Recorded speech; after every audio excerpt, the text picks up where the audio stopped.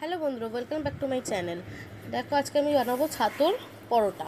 তো আমি প্রথমে একটু ছাতু নিয়ে নিচ্ছি পরিমাণ মতো, যে যতটা বানাবো ততটাই নেবে। আমি একটু অল্প করে নিলাম। এর মধ্যে দেখো স্বাদ মতো চিনি দিচ্ছি। চিনিটা একটু বেশি দেবে, একটু মিষ্টি মিষ্টি ভাব হবে, তবে জিনিসটা খেতে ভালো লাগবে। ঠিক আছে, একটু সামান্য নুন দিচ্ছি, একটু ভাজা মশলা দিচ্ছি।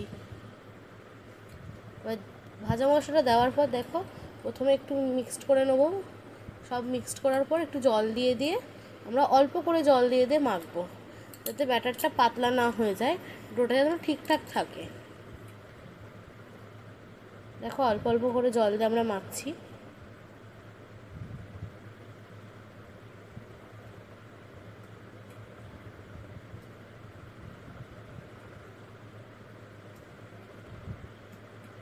ভালো ভালো ভিডিও পেতে চ্যানেলটা অবশ্যই সাবস্ক্রাইব করে দিও এবং লাইক কমেন্ট শেয়ার করে দিও। দেখো, ছাতু মাখা হয়ে গেছে। ঠিক এইভাবেই মেখে নেবে।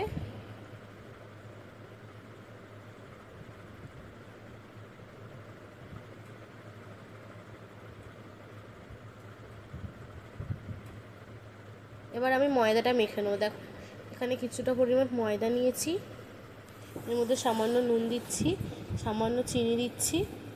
এরপর আমরা একটুখানি টক দই দিয়ে দেবো, যাতে পরোটাটা নরম হয়। এবার দেখো, জল দিয়ে দিয়ে মেখে নেবো ময়দাটা, অল্প অল্প করে জল দিয়ে মাখবো।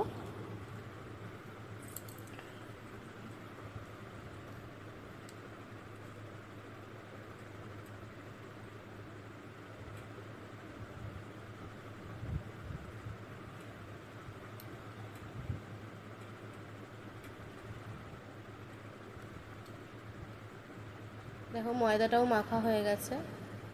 দেখো, ময়দাটা কত সুন্দর মাখা হয়েছে। খুব শক্তও নয়, আবার খুব নরমও নয়, মিডিয়ামভাবে একটা ডো তৈরি করেছি। এবার দেখো, আমরা লেচিটা কেটে নিয়েছি। খুব ছোট লেচি করিনি, আবার খুব বড় নয়, মিডিয়াম সাইজ লেচিটা করে আমরা গোল করে নিয়েছি। এবার দেখো, আমরা পুরটা ডোয়ের ভিতরে আর কি লেচিটার ভিতরে দেওয়ার জন্য আমরা একটু খোল মতো করে নিয়েছি জিনিসটাকে। এবার দেখো, ছাতুর পুরটা আমরা দিয়ে দেবো ময়দাটার ভিতরে।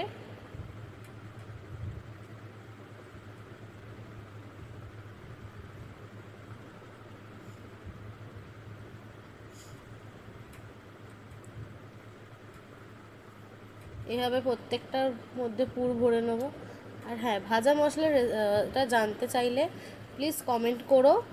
আমি ভাজা মশলাটা কি কি রয়েছে মশলাটার মধ্যে আমি দিয়ে দেবো ইউটিউব চ্যানেলে।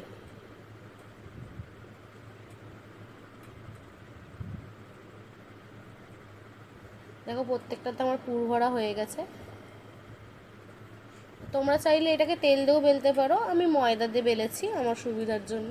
দেখো, অল্প ময়দা দিয়ে ওর মধ্যে আমি বেলে নিচ্ছি। খুব চাপ দেবে না, তাহলে হয়তো পুরটা বেরিয়ে আসতে পারে। হালকাভাবে লেচিটাকে বেলে নেবে। দেখো, হ্যাঁ, খুব বড়ও করছি না, খুব ছোটো না, মিডিয়াম সাইজের রাখছি পরোটাটা। দেখো, আমার প্রত্যেকটা পরোটা বেলা হয়ে গেছে।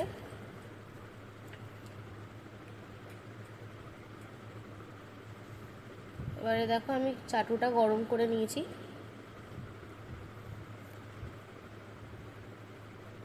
গরম করার পর আমি একটা পরোটা দিয়ে দিলাম।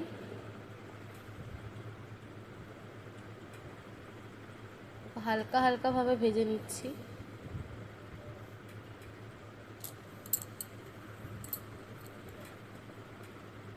ভাজার সময় তোমরা গ্যাসের আঁচটা জোরেই রেখো,